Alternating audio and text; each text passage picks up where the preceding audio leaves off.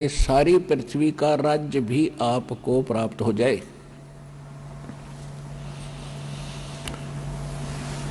क्योंकि यहां वो सुख है ही नहीं 21 ब्रह्मांड में।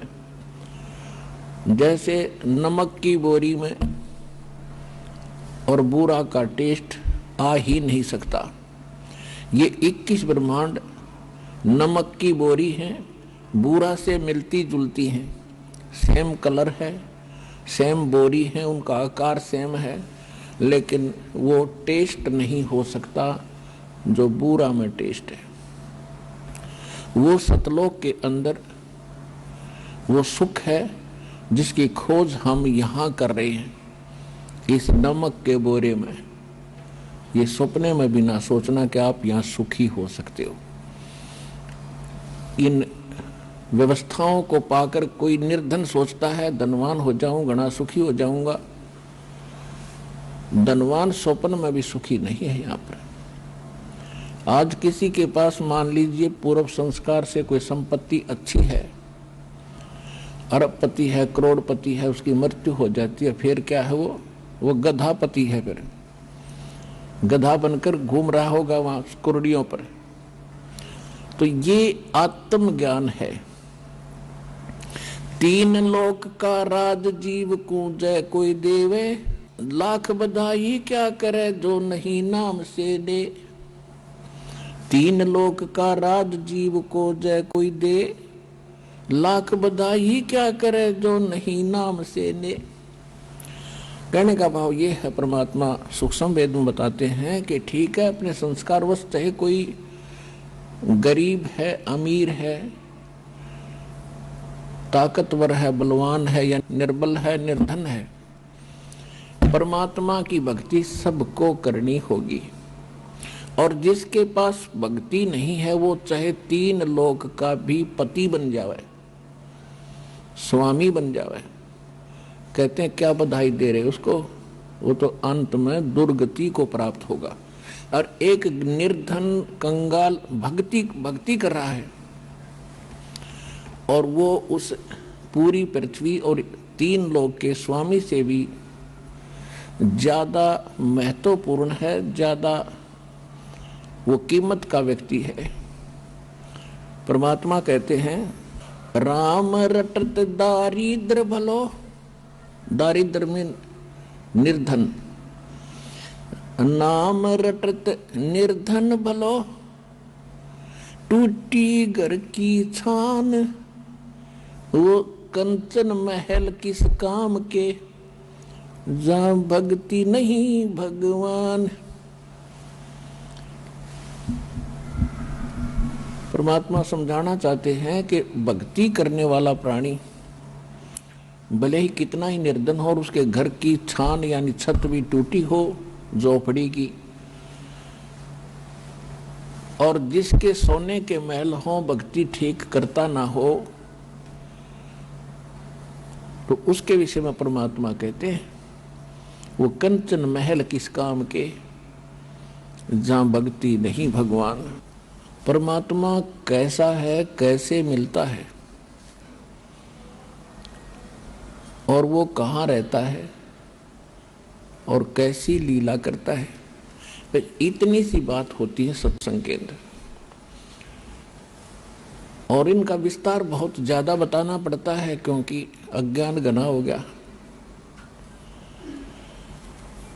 वेद स्वयं बताते हैं कि परमात्मा स्वयं आते हैं सतलोक से चलकर और अपनी महिमा का ज्ञान और अपने पाने की विधि स्वयं ही बताते हैं। क्योंकि अध्यात्म मार्ग परमात्मा का होता है और परमात्मा ही बता सकता है। अन्य कोई किसी प्रकार से कोई साधना साधक करके अनुभव करने की चेष्टा करता है तो इनकम्प्लीट ही रहता है।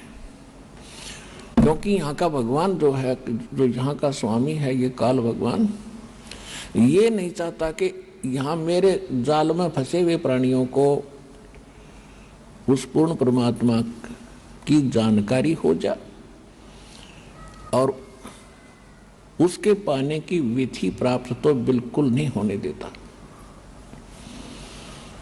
जिसके परिणाम स्वरूप आप देख रहे हो विश्व में कहीं पर भी सत साधना नहीं है, सत भक्ति नहीं है।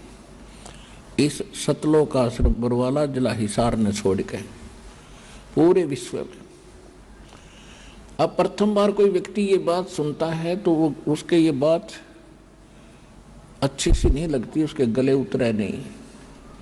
और जिस समय ये प्रमाण देखोगे सदग्रंथों के अंदर गूढ़ रहस्यों को स्वयं आंखों से देखकर जानोगे,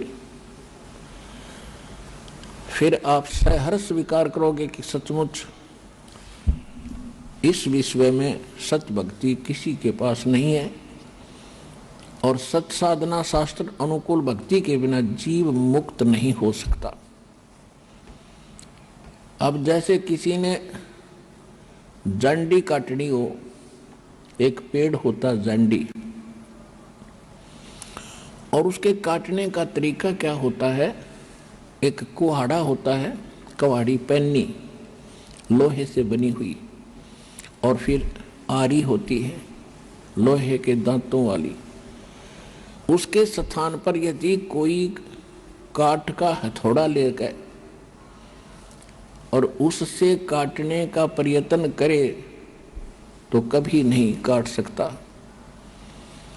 तो यथार्थ जो साधन है उस जंडी के काटने के, वही प्रयोग करोगे तो वह जंडी बहुत आसानी से कटेगी।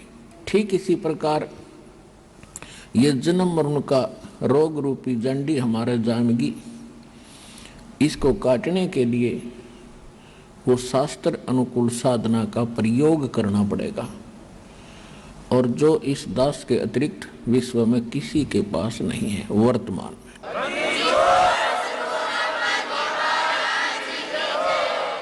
और जिन महापुरुषों ने यह जंडी काटी अर्थात मोक्ष प्राप्त किया, उन्होंने भी यही औजार प्रयोग किए थे जो दास आपको दे रहा है, बता रहा है, सुना रहा है, दिखा रहा है। और इस तरह जंडी कटेगी, इसी से ये मोक्ष होगा।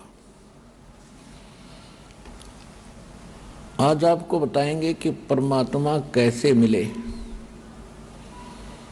परमात्मा प्राप्ति कैसे होगी। उसके लिए आपको प्रमाण भी देंगे और साथ में सत्संग भी सुनाएंगे।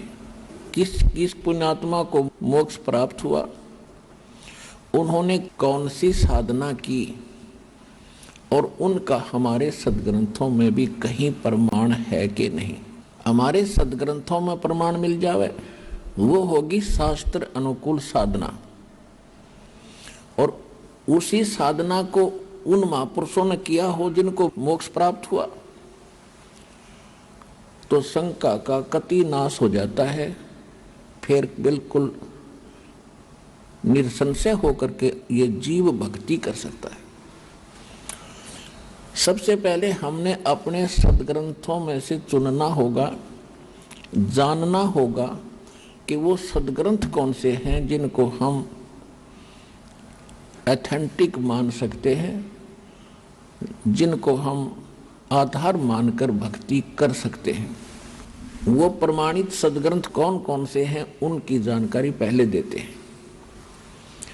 एक नंबर पे जो ज्ञान है, जो सदग्रंथ है, वो सूक्ष्म वेद है।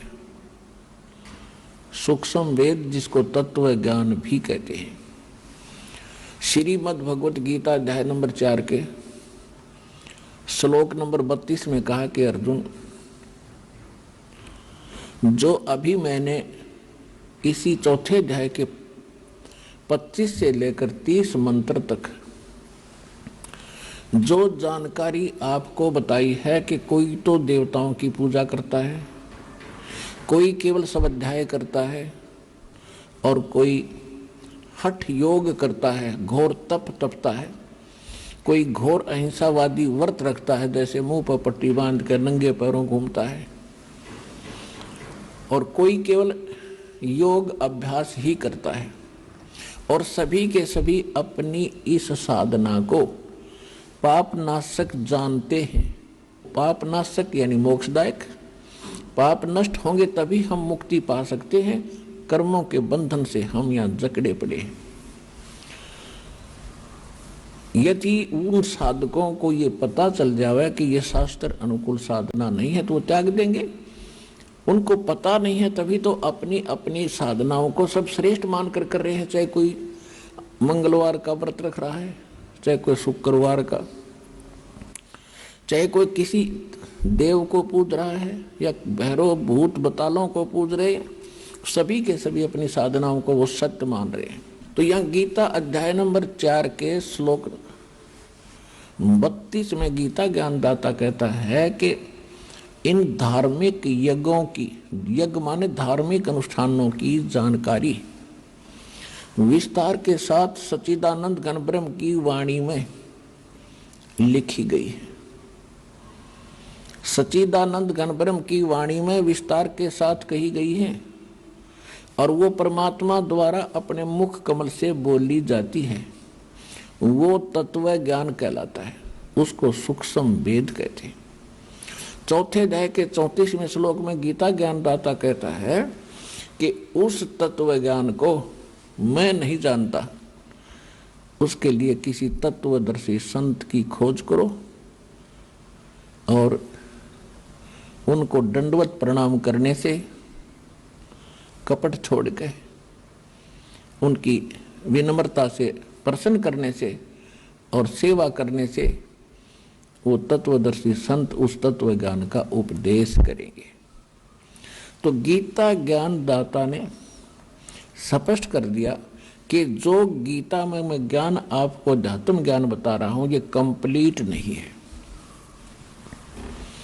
ये संपूर्ण नहीं है, इसमें वो तत्व ज्ञान नहीं है, वो सूक्ष्म वेद नहीं है। लेकिन ये भी नहीं कह सकते कि ये श्रीमद् भगवत गीता का ज्ञान गलत है। श्रीमद् भगवत गीता का ज्ञान कौन सा ज्ञान है? चारों वेदों का निष्कर्ष है, चारों वेदों का निष्कर्ष है। ये शॉर्ट में, संक्षिप्त में बहुत कुछ गहरा ज्ञान है। और इसके साथ साथ इस काल भगवान ने इसमें थोड़ी सी अटकल अपने मत प्रवेश करके गड़बड़ी की है, लेकिन वो वेदों से उसकी जांच करके हम इसके मत को रिजेक्ट कर देंगे। उदाहरण के तौर पे गीता ज्ञानदाता गीता अध्याय नंबर 3 के श्लोक नंबर 6, 7, 8 और 9 में ये कहता है कि अर्जुन, यदि तू कर्म सन्यासी हो गया, काम छोड़ के और एक स्थान पर बैठ कर हठ योग करेगा तो तेरा निर्वाह कैसे होगा? यानी कर्म सन्यासी मत बन, कर्म योगी बन, यानी काम करते करते भक्ति कर। ये तो है वेद ज्ञान। फिर इसने छठे अध्याय के 10 से लेकर 15 तक अपना मत बताया है। 10 से लेकर 15 तक अपना मत बताया है कि एकांत स्थान पर बैठ जा, नीचे थोड़ा सा घास फूस बिछा, उसके ऊपर मृगशाला बिछा, ना ज्यादा आसन ऊंचा हो ना नीचा हो, अपने नाक के अग्रभाग पर देखता रहे, ऐसे साधना कर। तो ये किसी वेद में नहीं, ना किसी उस तत्व ज्ञान में, क्योंकि ये उसका खंडन है जो तीसरे अध्याय के 6, 7, 8 के अंदर ये कह रहा है कि अर्जुन तू यदि हठ करके बैठ गया, तेरा निर्वाह कैसे होगा, गुजारा कैसे चलेगा? तो काम भी कर, भक्ति भी कर। 8वें अध्याय के 5 और 7 श्लोक में ये स्पष्ट करता है कि अर्जुन तू युद्ध भी कर, मेरी भक्ति भी कर। यही यजुर्वेद अध्याय नंबर 40 के मंत्र नंबर 15 में है कि अर्जुन, उसमें कहा है कि ओम कर्तु समर किलवे समर और कर्तुम समर। ओम नाम का जाप काम करते करते सिमरण करो, विशेष कसक के साथ सिमरण करो, मनुष्य जीवन का मूल कर्तव्य जान के ओम का सिमरण करो। ये तो है ओम यानी ब्रह्म तक की साधना का वर्णन है उसके अंदर वेदों और गीता। और यही गीता अध्याय नंबर 8 के श्लोक नंबर 13 में कहा है कि ओम इति एकाक्षरम ब्रह्म विवहारण माम अनुसमरण ये पर्याति तजन देहम सयाति परमाम गतिम। मुझ ब्रह्म का केवल एक ओम मंत्र है और उच्चारण करके सिमरण करता हुआ जो इस शरीर त्याग कर जाता है यानी अंतिम सांस तक भक्ति करता हुआ प्राण छोड़ता है, वो ओम से मिलने वाली परम गति उसको प्राप्त होता है। ओम से मिलने वाली परम गति कौन सी है? ब्रह्मलोक प्राप्ति होती है, क्योंकि ये ब्रह्म का मंत्र है। 8वें अध्याय के 16वें श्लोक में स्पष्ट किया है कि ब्रह्मलोक में गए हुए प्राणी भी जन्म मृत्यु में ही रहते हैं, पुनरावृत्ति के अंदर। तो प्रसंग चल रहा है, यही सूक्ष्म वेद में बताया है, नाम उठत नाम बैठत नाम सोवत जागवे, नाम खाते नाम पीते नाम से ती लागवे। यानी वेद वही बताते हैं, सूक्ष्म वेद तत्व ज्ञान गॉड गिवन स्पिरिचुअल जो परमात्मा ने स्वयं आकर बोला है, वो भी यही कहता है कि काम करते करते सिमरण करो।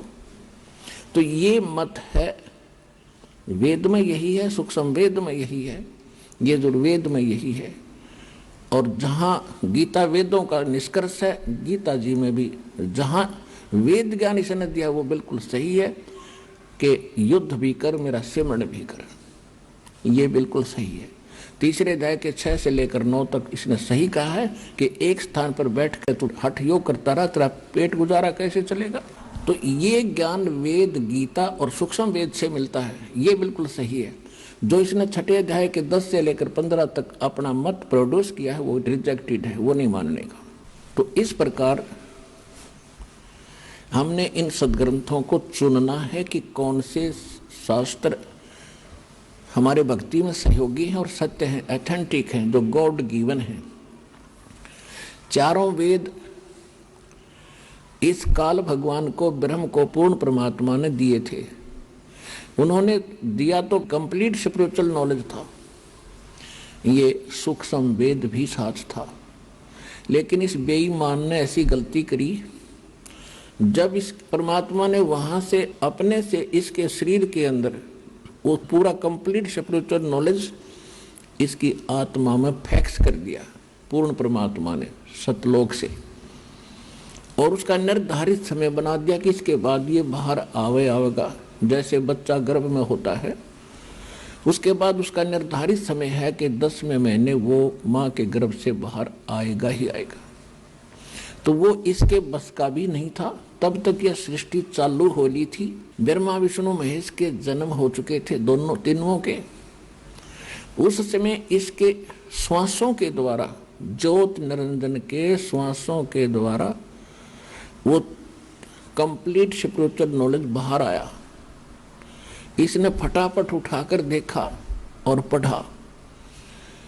इसने क्या देखा कि इसमें तो उस परमात्मा का बहुत गूढ़ रहस्य है, तो उस पोर्शन का इसने जल्दी जल्दी में नाश कर दिया, खत्म कर दिया। और परमात्मा के डर से इसने कुछ ऐसा अंश रख लिया जिसमें इसके सत्र की भक्ति थी और महिमा पूर्ण परमात्मा की थी। तो वो चारों वेद हैं। ब्रह्मा विष्णु शिव जी ने फिर जब ये सागर मंथन किया प्रथम बार, तो काल ने उनको समुद्र में छुपा दिया। चारों वेद ऐसे जैसे दूध को जमा करके रड़कते हैं, बिलोते हैं तो मक्खन अपने आप ऊपर आ जाता है, फिर वो लस्सी में मिलता नहीं, 100 प्रयत्न कर ले। इसी प्रकार वो चारों वेद यानी अपने आप, ये एक ही वेद था, फिर 4 भागों में बाद में बांटा गया। वो कंप्लीट ग्रंथ न्यू का न्यू ऊपर आ गया एक सुंदर कमल के फूल पे। और ब्रह्मा जी इसको उठा कर लाए और ब्रह्म इस काल ने दुर्गा को संदेशा भेज दिया कि ब्रह्मा पढ़े इसको। ब्रह्मा ने जैसा ज्ञान समझा वेदों का, उस आधार से इसने आगे अपने अनुयायी पंडितों को, ब्राह्मणों को, अपने बच्चों को, अपने वंशजों को वेदों वाला ज्ञान बताना चाहा, जैसा इसने वेदों को समझा। और जैसा ब्रह्मा जी ने वेदों को जाना वही आज हमारे ब्राह्मण गुरुओं के पास है। अब हम उस विषय पर आते हैं कि ये चारों वेद गॉड गिवन है, कंप्लीट गॉड गिवन, पूर्ण परमात्मा द्वारा दिए गए। इसने जो निकाल दिया वो अलग बात है, जो शेष वेद हैं वो परमात्मा के दिए हुए हैं। तो ये चारों वेद, ऋग्वेद, यजुर्वेद, सामवेद और अथर्ववेद। अथर्ववेद तो इसने बहुत बाद में दिया है अपने पुत्र को, पहले ये 3 वेद दिए थे, उसमें से भी कुछ पोर्शन अलग से रख लिया था। तो कहने का भाव ये है कि ये चारों वेद गॉड गिवन है, और श्रीमद् भगवत गीता के अंदर इसने वेद ज्ञान दिया है, बोला है श्री कृष्ण जी में प्रवेश करके। तो जो वेदों से मेल खाता है श्रीमद् भगवत गीता का ज्ञान, वो सही है, और वही सूक्ष्म वेद से भी यदि मेल खाता है तो सही है। और जो इनसे मेल नहीं खाता है, गीता में जो इसका अपना ज्ञान है वो इसके घर का है, वो हमने नहीं मानना है। दूसरा उदाहरण ये है कि गीता अध्याय नंबर 2 के श्लोक नंबर 37 और 38 में, अब 37 में तो कहता है कि अर्जुन तेरे दोनों हाथों में लड्डू हैं, यदि तू युद्ध में मारा गया तो स्वर्ग प्राप्ति होगी, और यदि विजयी हुआ तो पृथ्वी का राज भोगेगा।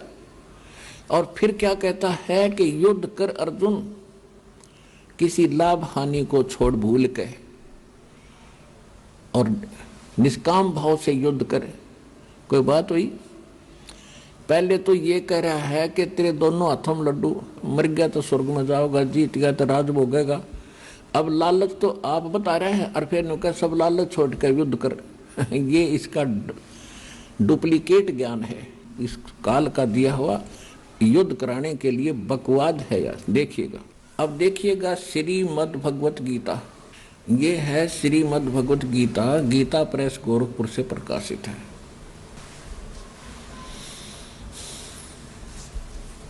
इसके संपादक कौन है देखिएगा, गीता प्रेस गोरखपुर से प्रकाशित है, और जयदयाल गोविंद का इसके अनुवादक है। अब पहले आपको दूसरा अध्याय का 37 और 38 दिखाते हैं, ये देखिएगा। अध्याय नंबर 2 और श्लोक नंबर 37 या तो तू युद्ध में मारा जाकर स्वर्ग को प्राप्त होगा, अथवा संग्राम में जीतकर पृथ्वी का राज भोगेगा। इस कारण से अर्जुन युद्ध के लिए निश्चय करके उत्तिष्ठ खड़ा हो जा। और फिर क्या कहे देखिए, काल भगवान का जाल। कहते हैं जय पराजय, लाभ हानि और सुख दुख को समान समझकर उसके बाद युद्ध के लिए तैयार हो जा। इस प्रकार युद्ध करने से तू पाप को नहीं प्राप्त होगा। बताओ ये कोई ज्ञान है? लाभ हानि और जय पराजय को भूल ले, लाभ हानि छोड़ के बेमतलब कौन लठमठा होगा। इसका अर्थ तो ये हो गया कि किसी के सिर में मारा लठ, अन्यों कहते मैं तो बगैर लाभ हानि के और निष्काम भाव से लड़ रहा हूं तेरे साथ में, आ जा।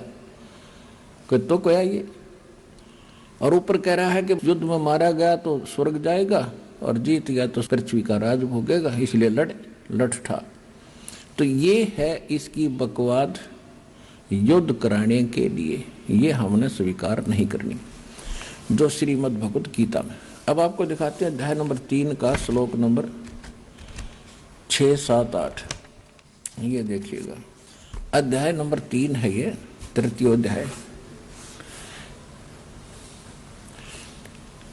इसमें प्रथम श्लोक में क्या कहा है, प्रथम से देख लेते हैं कि हे जनार्दन, यदि आपको कर्म की अपेक्षा ज्ञान श्रेष्ठ मान्य है तो फिर हे केशव मुझे भयंकर कर्म में क्यों लगाते हो, मुझसे युद्ध क्यों करा रहे हो। फिर यहाँ अर्जुन पूछ रहा है कि आपके ये दोगली सी बातें मुझे अच्छी नहीं लग रही।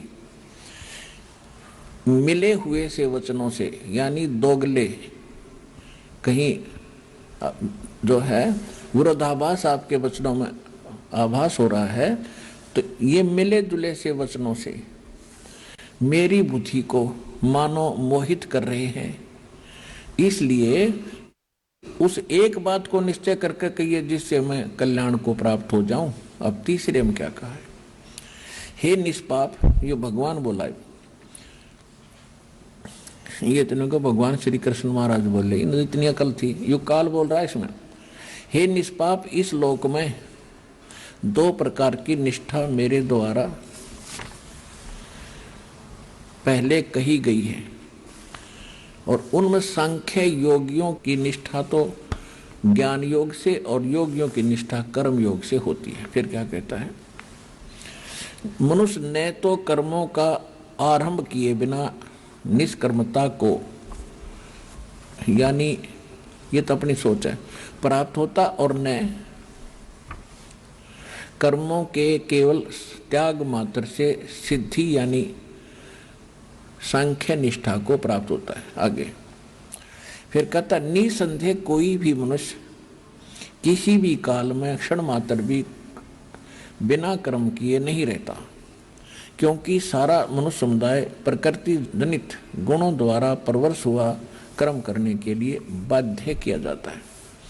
छठे में, जो मूढ़मती मनुष्य समस्त इंद्रियों को हठपूर्वक ऊपर से रोककर मन से उन इंद्रियों के विषयों का चिंतन करता रहता है, वह मिथ्याचारी और दंभी कहा जाता है। फिर सातवें में क्या कहा है, किंतु हे अर्जुन, जो पुरुष मन से इंद्रियों को वश में करके अनासक्त हुआ समस्त इंद्रियों द्वारा कर्म योग का आचरण करता है, वही श्रेष्ठ है।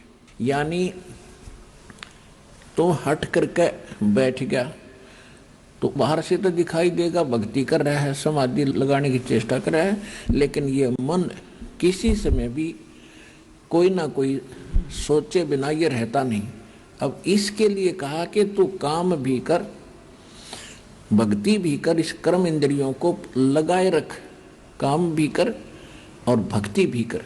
ये देखिए, अब कहते हैं जो इन कर्म इंद्रियों को जो रोक कर चिंतन करता है, और वो मिथ्याचारी और दंभी यानी पाखंडी कहा जाता है कि कोई हट करके बैठता है, जैसे 2.5 घंटे सुबह 2.5 घंटे शाम, ये राधा स्वामी वाले रोने तकरीबन यह गुट्टी पे आवे सब ने, कहते ये पाखंडी लोग हैं, दंभी हैं, ये साधना नहीं है भक्ति करने की। देखना 7वें में स्पष्ट कर दिया है कि किंतु अर्जुन,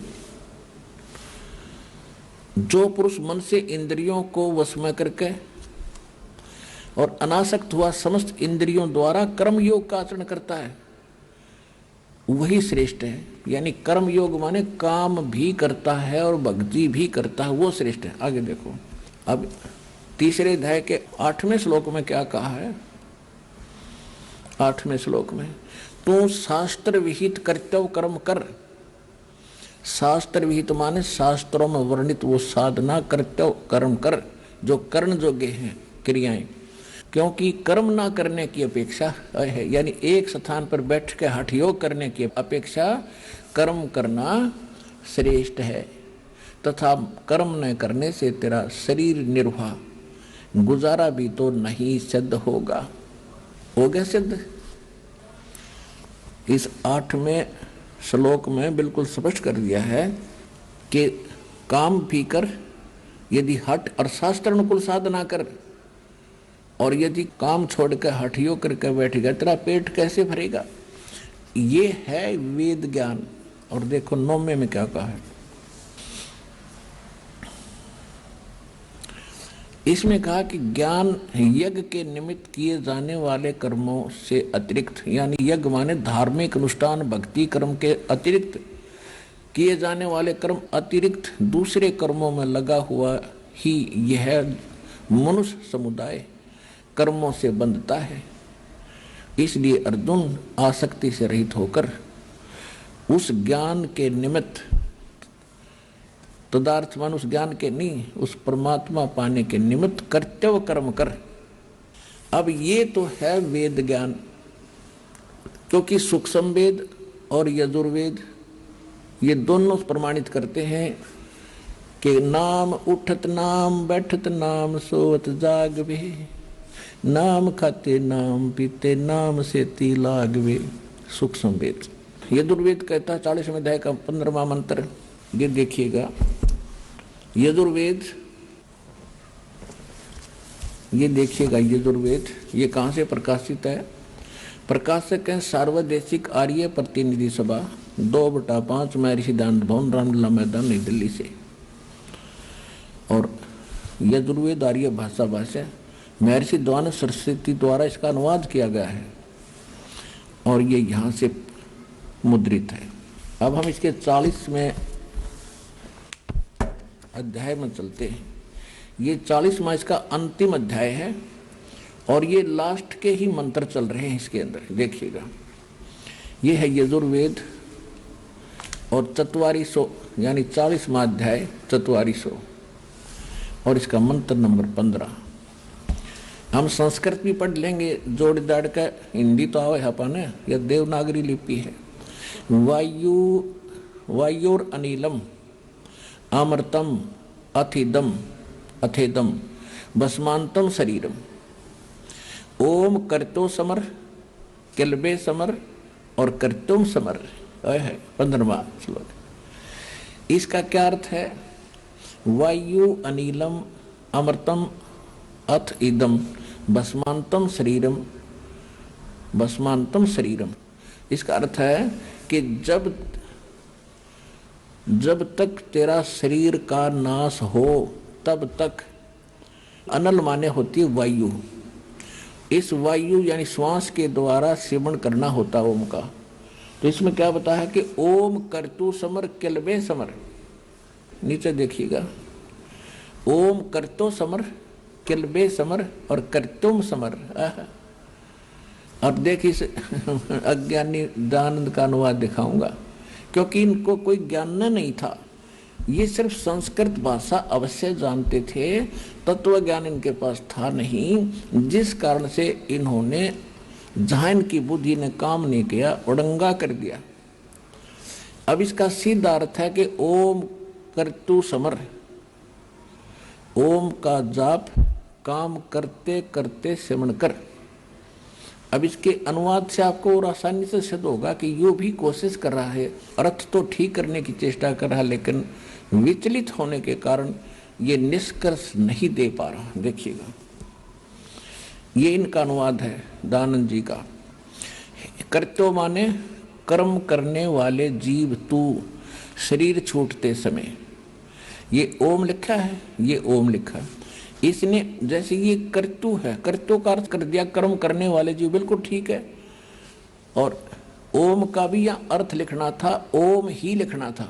ओम माने ओम को, समर माने समण कर, किलबे माने अपने सामर्थ्य के लिए परमात्मा और उनके अपने स्वरूप का समरण माने समण कर, कर्तव्य माने अपने किए का समण कर। वायु माने धनजा दिवायु, अनल माने कारण रूप वायु को, कारण रूप वायु, अमृतम अविनाशी कारण को धारण करता अथ, इसके अनंतर इदम इस शरीर नष्ट, शरीरम नष्ट होने वाला, सुखादि का आश्रय शरीर, भस्मांतम अंत में भस्म होने वाला। तो ऐसा जान, कोई अर्थ है इसका? कोई सिर पैर है इसके अर्थ का? इसका सीधा सा अर्थ है कर्तो माने काम करने वाले। यहाँ लिखा है ओम कर्तो समर, काम करते करते श्रवण कर। और किलबे, किलबे माने किलबलाहट, एक विशेष कसक के साथ, तड़फ के साथ नाम का जाप कर। और कर्तव्य माने अपने मूल मनुष्य जीवन का मूल कर्तव्य जानकर ओम का जाप करे। तो इसको अंतिम सांस तक, शरीर छूटते तक, जब तेरा शरीर नाश हो तब तक इसका सेवन कर। तो ये वेद ज्ञान है। और गीता अध्याय नंबर 8 के श्लोक नंबर 13 में कहा है, ये देखिएगा, श्रीमद् भगवत गीता उठा ली हमने, पवित्र वेद रख दिए। अब इसके 8वें अध्याय का 13वां श्लोक आपको दिखाते हैं। ये देखिएगा, अध्याय नंबर 8 का श्रीमद् भगवत गीता और श्लोक नंबर 13। हम संस्कृत पढ़ेंगे, परमात्मा ने इसे योग्य कर दिए। ओम इति एकाक्षरम ब्रह्म व्यवहारन माम अनुसमरण ये प्रयाति तजंदेहम स याति परमाम गतिम।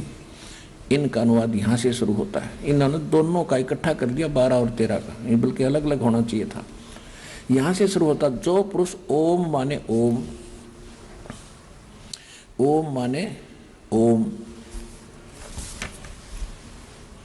इस एक अक्षर रूप इति एकाक्षरम अक्षर रूप ब्रह्म को उच्चारण करता हुआ उसके अर्थ स्वरूप माम मुझ निर्गुण ब्रह्म का चिंतन करता हुआ शरीर को त्याग कर जाता है, वह पुरुष परम गति को प्राप्त होता है। ये अनुवाद इन्होंने ठीक नहीं करना है, पर थोड़ा बहुत मिला दिया, मिलता जुलता सा है। देखिएगा, अब देखिएगा, हम अपने हिसाब से करेंगे इसको। अब 13वां मंत्र है 8वें अध्याय का 13वां श्लोक। ओम माने ओम, इति माने यह, एकाक्षरम, ओम इति यानी यह, केवल यही, एकाक्षर माने एक अक्षर, ओम यही, ब्रह्म व्यवहारण माम अनुसमरण, माम ब्रह्म मुझ ब्रह्म का उच्चारण करके सिमरण करता हुआ, ये प्रयाति तजंदेहम जो शरीर त्याग कर जाता है, सयाति परमाम गति, वह परम गति यानी ओम के जाप से मिलने वाली परम गति को प्राप्त होता है। जो शरीर त्यागते समय तक भस्मांतम शरीरम, यजुर्वेद अध्याय नंबर 40 के श्लोक नंबर 15 वाला ये ज्यों का त्यों है। और केवल उसी परमात्मा की भक्ति करो जिसने सारे संसार की संसार रूपी वृक्ष की रचना की है। अपनी भी साधना करने को नहीं कह रहा। यदि तूने उस स्थान को पाना है, अमरलोक को पाना है, सतलोक को पाना है और जन्म मरण का ये झंझट छुटवाना है, तो तत्वदर्शी संतों की खोज कर और उसी भगवान की भक्ति कर जो गीता ज्ञान दाता से अन्य है। अब पवित्र यजुर्वेद, पवित्र सूक्ष्म वेद और पवित्र श्रीमद् भगवत गीता में वेद ज्ञान, ये एक ज्ञान है, ये बिल्कुल सही है। अब ओम नाम से क्या प्राप्ति होती है? ब्रह्मलोक। इससे पहले थोड़ा सा आपको देवी पुराण दिखाऊंगा। पुण्यात्माओं, आप जी ने बहुत दिन सुन लिए राम कृष्ण और सुदामा की कथाएं। वो तो अच्छी बात है, धार्मिक व्यक्तियों को कोई ना कोई सहारा चाहिए था, हम उसमें लगे रहे। लेकिन अब जब बच्चे सियाने हो जाएं तो वो बच्चे जो स्कूल में पढ़ते हैं वो आजीवन पहली का कायदा नहीं पढ़ना चाहिए। उन्होंने अगर सफलता पानी है तो आगे की क्लासेज भी अटेंड करनी पड़ेंगी। तो वो सतलोक आश्रम बरवाला में उसे आगे की पढ़ाई पढ़ाई जाती है, वो सुनिएगा। अब ओम नाम किसका है? ओम नाम से क्या प्राप्ति होती है ये देखिएगा। श्रीमद् देवी भागवत यानी श्री देवी पुराण गीता प्रेस गोरखपुर से प्रकाशित है। श्रीमद् देवी भागवत सचित्र मोटा टाइप, संक्षिप्त केवल हिंदी, संपादक हनुमान प्रसाद पोदार, चिमनलाल गोस्वामी, और ये यहाँ से प्रकाशित है। इसके मुद्रक और प्रकाशक हैं गीता प्रेस गोरखपुर। इसके 562 पृष्ठ पर आपको ले चलते हैं। उसमें क्या वर्णन है कि देवी यानी दुर्गा जी हिमालय राजा को ज्ञान बता रही है और वो कह रही है कि आप मेरी भक्ति भी छोड़ दो। केवल ब्रह्म की पूजा करो, ब्रह्म की, उसका ओम नाम है। ओम नाम का जाप ब्रह्म पाने का उद्देश्य करके करोगे तो आप ब्रह्म लोक में चले जाओगे, ब्रह्म के पास जो ब्रह्म लोक में रहता है। देखिएगा, यह है 562 पृष्ठ संक्षिप्त देवी भागवत। हम नीचे आते हैं। देवी के द्वारा हिमालय को ज्ञानो उपदेश, ब्रह्म स्वरूप का वर्णन। श्री देवी जी कहने लगी, पर्वतराज, ये तो पहले अपने विषय बताती है, फिर कहती है उस ब्रह्म का क्या स्वरूप है यह बतलाया जाता है, जो प्रकाश स्वरूप सबके अत्यंत समीप स्थित हृदय रूप गुहा में स्थित होने के कारण गुहाचर नाम से प्रसिद्ध और महान पद अर्थात परम प्राप्य है। वह समस्त प्रजा के ज्ञान से परे है, उसने किसी भी प्रजा को उसका ज्ञान नहीं है, अर्थात किसी की बुद्धि में आने वाला नहीं, यह तुम जानो। जो परम प्रकाश रूप, जो सूक्ष्म से भी अत्यंत सूक्ष्म है, जिसमें संपूर्ण लोक और उन लोकों में निवास करने वाले प्राणी स्थित हैं, वही ये अक्षर ब्रह्म है। अब पुण्यात्मा इस परमात्मा के द्वारा दिए गए सूक्ष्म वेद रूपी पैमाने से आप इन सभी देवी और देवताओं के ज्ञान के सतर से परिचित हो जाओगे। अब ये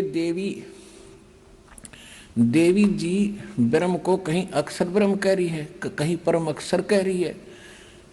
देखो, और फिर गीता से प्रमाणित करेंगे आपको कि सरपुरुष अलग है, अक्षर पुरुष अलग है, और परम अक्षर पुरुष वो सुप्रीम पावर है।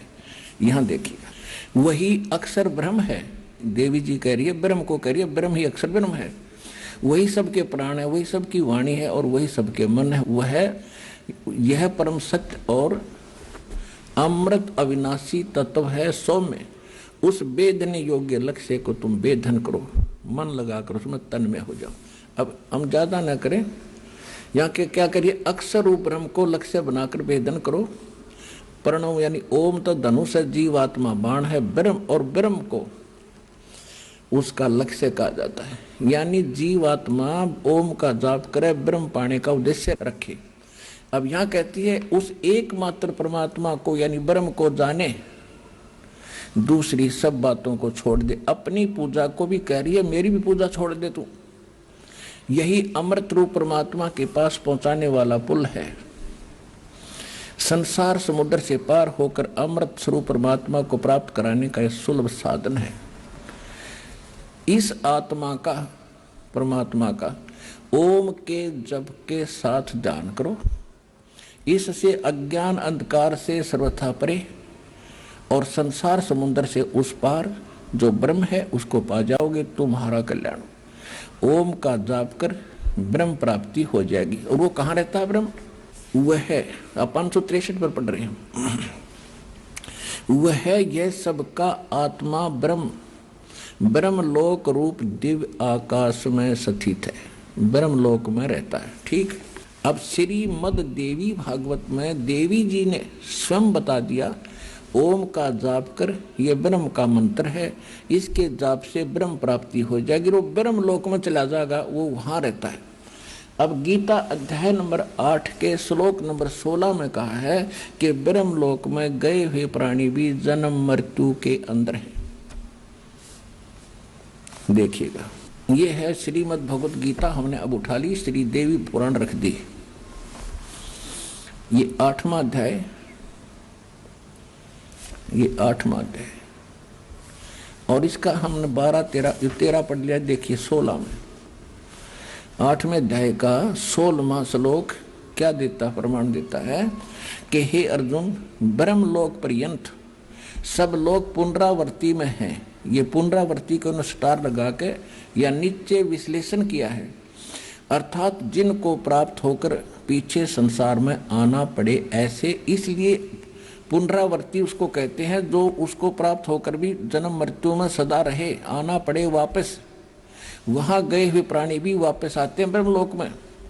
अब यहाँ इन्होंने थोड़ी सी गलती की है, परंतु हे कुंती पुत्र, मुझको प्राप्त होकर पुनर्जन्म नहीं होता, ये अनुवाद गलत किया इन्होंने। देखो, पुण्यात्माओं, यदि ये ऐसे विद्वान होते तो मुझे क्या जरूरत थी इनके मत्था पचाई करने की।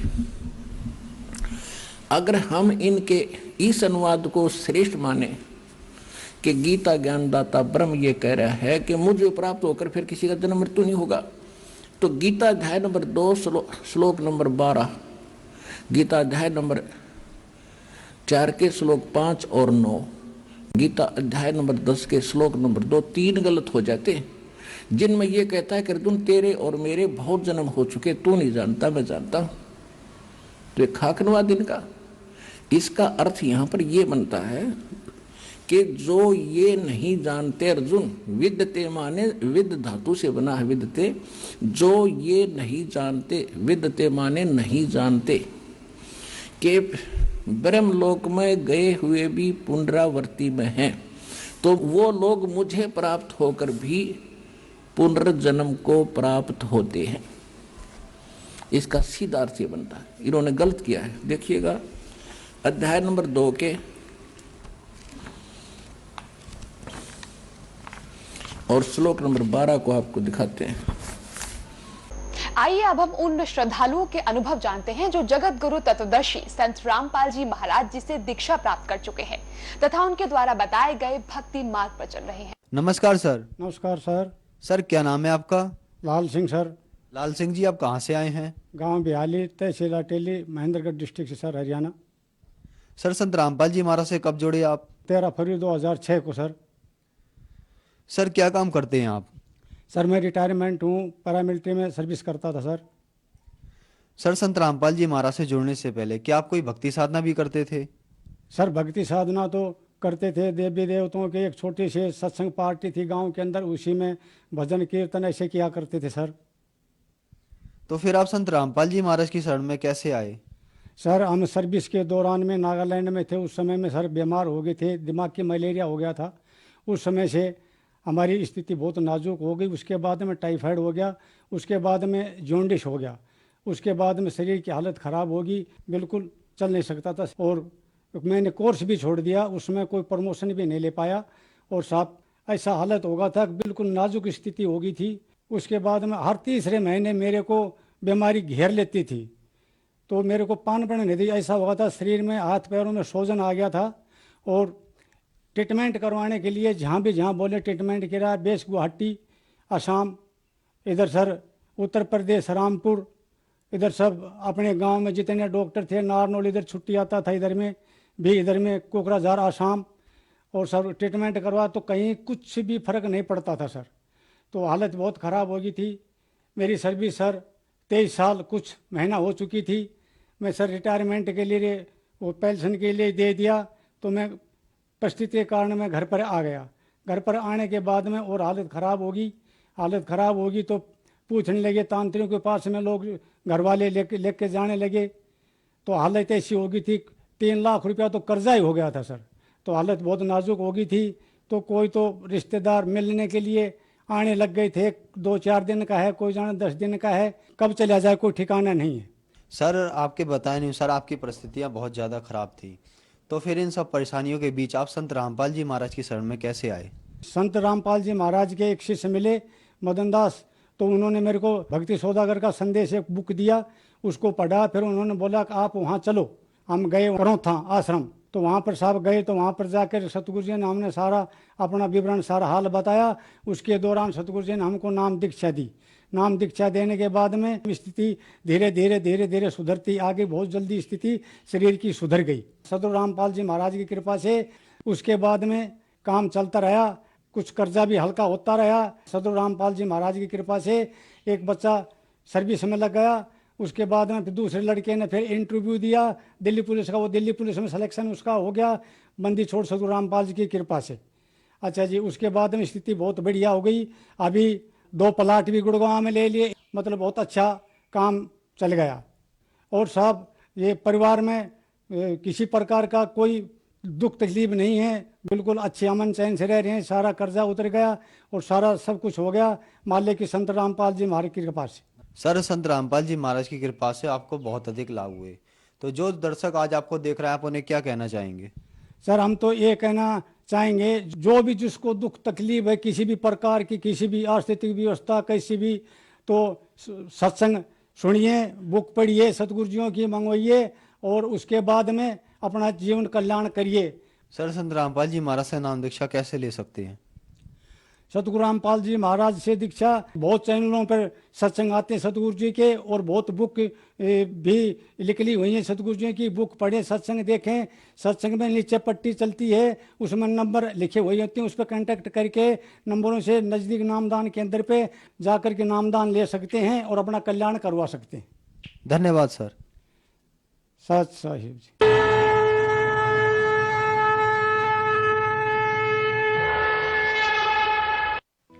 आप सुन रहे थे जगत गुरु तत्वदर्शी संत रामपाल जी महाराज के मंगल प्रवचन। अधिक जानकारी के लिए संपर्क करें 8222-880-541, 8222-880-542, 8222-880-543, 8222